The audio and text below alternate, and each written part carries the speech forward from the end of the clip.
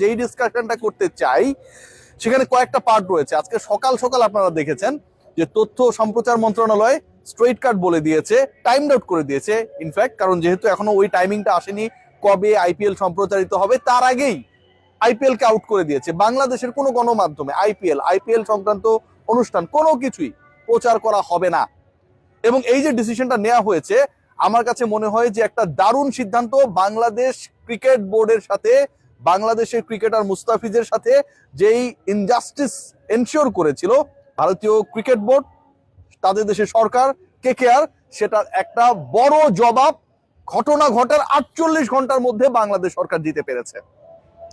Second important point যেটা, সেটা হচ্ছে বাংলাদেশ বিশ্বকাপে অ্যাটেন্ড করবে কি করবে না, অনেকগুলো বিকল্প নিয়ে আলোচনা করা হচ্ছে। নাম্বার ওয়ান পয়েন্ট যেটা, সেটা হচ্ছে এই সিদ্ধান্ত কখন আসবে। এর উত্তরটা হচ্ছে আশা করা যাচ্ছে যে আগামী 24 থেকে 36 ঘন্টার মধ্যে আমরা জানতে পারবো বাংলাদেশের আপকামিং টি-20 ওয়ার্ল্ড কাপের ফিউচারের ব্যাপারে আইসিসি কি সিদ্ধান্ত নিয়েছে। পয়েন্ট নাম্বার টু, বাংলাদেশ কি আসলেই এই টুর্নামেন্ট থেকে রুলড আউট হয়ে যেতে পারে? তাদের এগেনস্টে যে দলগুলো খেলা রয়েছে সেই দলগুলো কি ফুল পয়েন্ট পেয়ে যাবে এবং বাংলাদেশ কোনো পয়েন্ট পাবে না, এরকম কোনো হিসাব নিকাশ চলছে? ভারতীয় ক্রিকেট বোর্ড বাংলাদেশকে কনভিন্স করে যেভাবেই হোক বাংলাদেশ যেন গিয়ে খেলে, এরকম কোন স্টান্সে যাবে নাকি সত্যি সত্যি বিকল্প ভেন্যুতে বাংলাদেশের বিশ্বকাপ ম্যাচেস গুলো অনুষ্ঠিত হবে?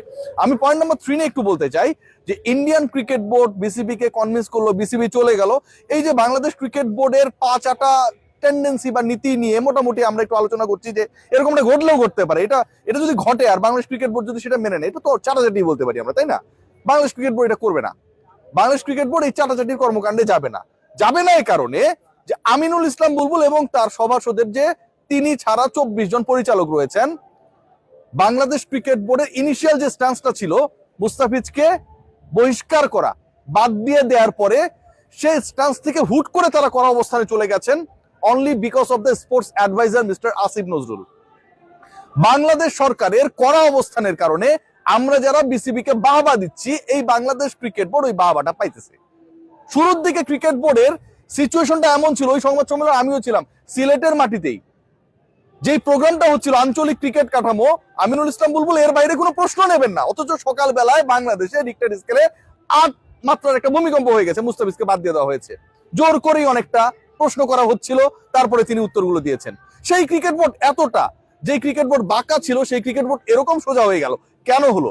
আসিফ নজরুল, রিজওয়ানা হাসান, মোস্তফা সরোয়ার ফারুকী, এই যে 3 জন উপদেষ্টার কথা বললাম, তাদের অবস্থানটা খুবই স্পেসিফিক ছিল। মুস্তাফিজ মানে বাংলাদেশ, মুস্তাফিজ মানে আমরা, মুস্তাফিজ মানে 18 কোটি বাংলাদেশি বাঙালি, এবং মুস্তাফিজ মানে বাংলাদেশ সরকার, রাষ্ট্র। সো মুস্তাফিজুর রহমানকে যখন আপনি এভাবে বাদ দিয়ে দেবেন, পুরো বাংলাদেশকে ইনসাল্ট করবেন, ডিগনিটিতে আঘাত করবেন, সেই জায়গায় বাংলাদেশ খেলবে না। এই অবস্থানের কারণে বিসিবির অবস্থানটা শক্ত হয়েছে। সো বিসিসিআই যদি কনভিন্সও করে ভেন্যু বদলে যে কলকাতায় খেলা হবে না, টেনশন করেন না, আপনাদের খেলা আমরা মেঘালয়ে পাঠিয়ে দিচ্ছি, কথার কথা বলছি, বিসিবি এটা তো মানবে না, কারণ সরকার স্ট্যান্স দিয়ে দিয়েছে। তাহলে কি হবে? Walk over? I don't think so. সেই জায়গায় যাচ্ছে না। কেন যাবে না? দেখুন, বাংলাদেশে যে 4টা ম্যাচ রয়েছে, সেই 4টা ম্যাচ কার কার এগেনস্টে রয়েছে? নেপালের এগেনস্টে। নেপালও এখন ক্রিকেটের বড় টিম হয়ে গেছে, ওয়েস্ট ইন্ডিজকে তারা হারিয়েছে টি-20-তে, ওয়েস্ট ইন্ডিজের বিপক্ষে রয়েছে, ইংল্যান্ডের বিপক্ষে রয়েছে। এই যে দলগুলোর বিপক্ষে বাংলাদেশে খেলা রয়েছে, বাংলাদেশের দর্শকরা শুধু এই দলগুলোর বিপক্ষে বাংলাদেশে খেলা দেখবে, ব্যাপারটা এরকমটা না। এই দলগুলো যখন পরস্পর মুখোমুখি হবে সেই ম্যাচগুলোর টিআরপিও হাই, বাংলাদেশের দর্শকরা দেখবে, কারণ তাদের পয়েন্টের ইকুয়েশন, হিসাব নিকাশের ব্যাপার রয়েছে। ব্রডকাস্টাররা 4টা ম্যাচ হবে না, এই 4টা ম্যাচের পূর্ণ পয়েন্ট প্রতিপক্ষ পেয়ে যাবে, এটা কোনোভাবেই ম্যানেজেবল না, কোনোভাবেই ম্যানেজেবল না। আপনি ইকুইপমেন্ট সেটআপের কথা যদি বলেন, শ্রীলঙ্কায় অলরেডি তো মাঠগুলোতে খেলা হবেই, রিশিডিউলিং এর দিকে যাচ্ছে। আমার কাছে যতটুকু খবর রয়েছে, বাংলাদেশের বিশ্বকাপের ফিউচার এবং সেই রিশিডিউলিং এর 3টা ভেন্যু আলোচনায় রয়েছে। কলম্বো আলোচনায় রয়েছে, যদিও কলম্বো খুব প্যাক থাকবে, কিন্তু কলম্বোতে নাম্বার অফ ফিল্ডস বেশি।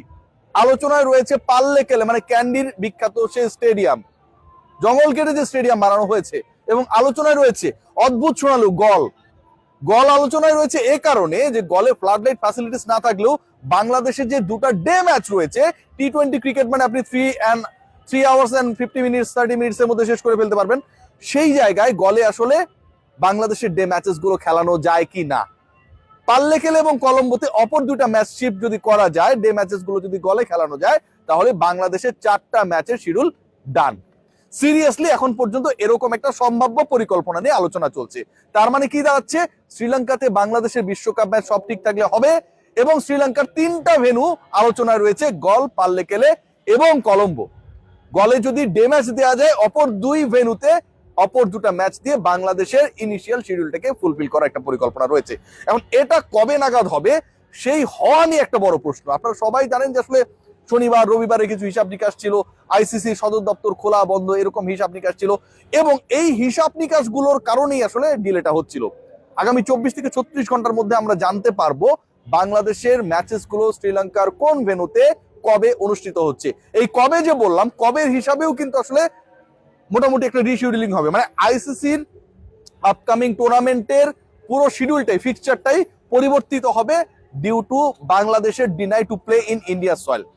কারণ বাংলাদেশের প্রথম 2 ম্যাচ রয়েছে একই ভেন্যুতে। এখন আপনি যদি শ্রীলঙ্কায় খেলা দেন, প্রথম 2 ম্যাচ যদি সেম ভেন্যুতে না হয়, চাইলেই সেম ভেন্যুতে খেলানো যাবে না, কারণ অন্য দলগুলোরও শ্রীলঙ্কায় খেলা রয়েছে।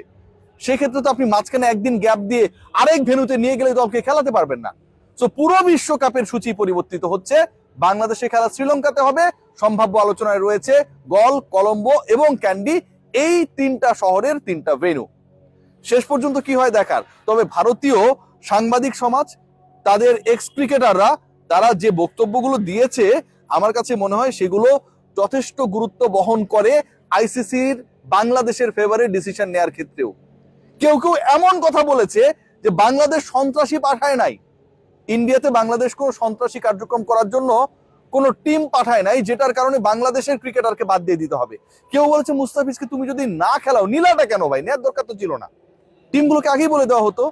বিসিবি কে রিকোয়েস্ট করে এনওসি চেয়ে শেষ পর্যন্ত সেই ক্রিকেটার পিক হবার পরে আপনি তাকে বহিষ্কার করলেন। আইপিএল এর 19 বছরের ইতিহাসে কখনো এই ঘটনা ঘটে নাই। কেউ কেউ বলছেন আলটিমেটলি যে ঘটনাটা ঘটে গেছে, এটা ওভারকাম করার জন্য বাংলাদেশের ম্যাচেস গুলো শিফট করাটা আইসিসি, বিসিসিআই সবার জন্য কিছুটা হলেও ইমেজ সংকটে যে সিচুয়েশনটা ক্রিয়েট হয়েছে সেটাকে কিছুটা হলেও একটা প্রলেপ দেবে। বাংলাদেশের দল নিয়ে অনেক আলোচনা রয়েছে, অনেক আলোচনা হবে। তবে আমার কাছে যেটা মনে হয় বা আমার কাছে যে তথ্য রয়েছে, আজকের এই ডিসিশন, আইপিএল এর কোনো ম্যাচেস বাংলাদেশে সম্প্রচারিত হবে না, এটা আইসিসি বিসিসিআই কে বিশাল একটা প্রেসারে ফেলেছে। আইপিএল যদি বাংলাদেশে দেখানো যায়, তাহলে টেলিভিশন রাইটস যারা আইপিএল এর কিনেছে হাজার হাজার কোটি রুপিতে, সেই জায়গায় তারা একটা বড় লসের সম্মুখীন হবে, নো ডাউট। ডিজিটাল রাইটস যারা বিক্রি করেছে তারা একটা লসের সম্মুখীন হবে, এবং এই একই গ্রুপ কিন্তু অলমোস্ট বাংলাদেশ সহ আপকামিং ওয়ার্ল্ড কাপে যেই দলগুলো অংশগ্রহণ করবে তাদের রাইটসটাও কিনেছে। এখন বাংলাদেশের 4টা ম্যাচ যদি তারা দেখাইতে না পারে, বা বাংলাদেশ যদি না খেলে বা ওয়াক ওভার হয়ে যায়, অন্য দলকে আপনি নিয়ে আসলেন, সেই দলের ম্যাচটা এত পপুলার হবে না যতটুকু 18 কোটি মানুষ বাংলাদেশে ম্যাচ দেখবে। সেক্ষেত্রেও তারা একটা বড় লসে পড়বে। Ultimately BCCI under pressure and they are very much eager to take a alternate option. শ্রীলঙ্কাতে ম্যাচ হচ্ছে, বাংলাদেশ যাচ্ছে, 3 ভেন্যুর কোনটায় কবে কোন ম্যাচ হবে সেটার কারণে আইসিসি ওয়ার্ল্ড কাপের শিডিউল যেটা প্রকাশিত হয়েছিল সেটাও পরিবর্তিত হচ্ছে। এটা ব্যাপারে কোনো ধরনের সংশয় এই মুহূর্তে নেই। সবাই ভালো থাকবেন, টেক গ্রেট কেয়ার।